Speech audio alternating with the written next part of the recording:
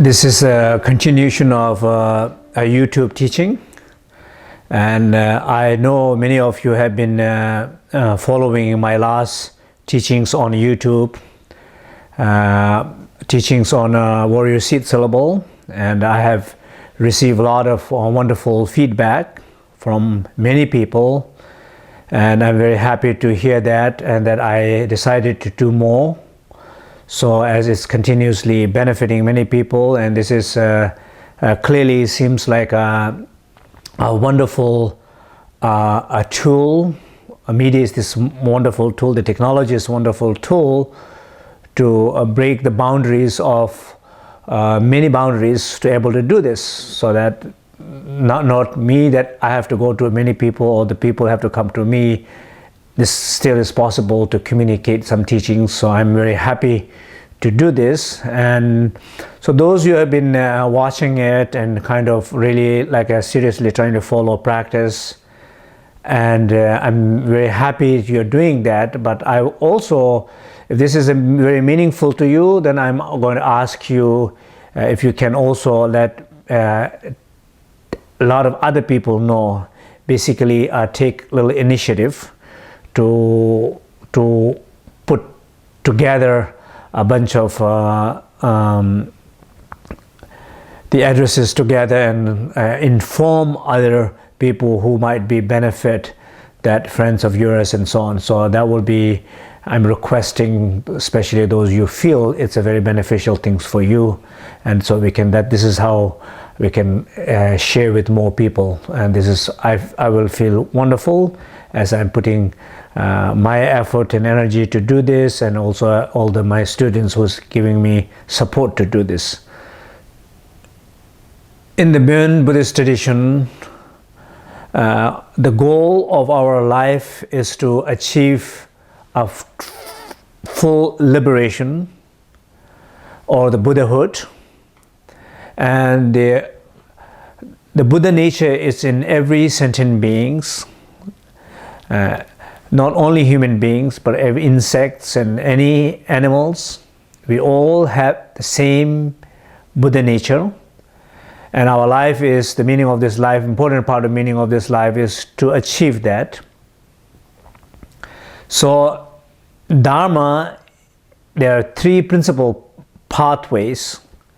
One, it's called a path of renunciation, that basically you renounce your negativities, your negative emotions, negative thoughts, whenever they are coming, so that you learn to control and renounce.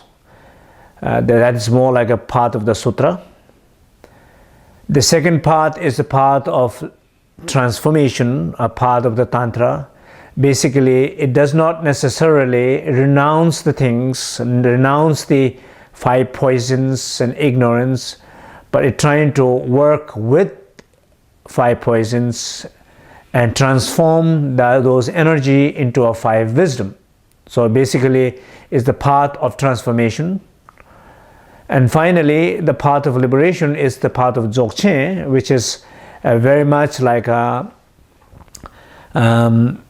not renouncing your five poisons or your negative emotions, or not trying to work and transform and changing negative emotions, rather leaving them as they are, where they are, and not following them, not elaborating them, just living as it is. And when you leave these negative emotions as it is, they do not have their own power to continue. What happens is they just liberate by themselves. It's called self-liberation. It's like the metaphor is like an example of a poison, a plant poison. The ordinary person can not use it. If you eat it, you will die. Therefore, only thing you do is you're trying to renounce. You're trying to throw away. Put it away somewhere the children cannot touch, nobody can touch. That's the path of renunciation. Or doctors who have a skill and a knowledge to transform them. So a doctor adds some other medicinal plants and transform that poison into a medicine and heals the sickness. So that is like a part of Tantra and part of transformation.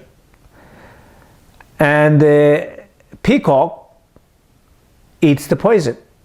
And when peacock does not need to renounce it or trying to change and transform it, peacock eats it as it is. And what poison does to peacock, it enhances the beauty and the color of the peacock's life. So that is like the approach of the dzogchen. So these are the three principal methods of a path to liberation. They all are important, equally important.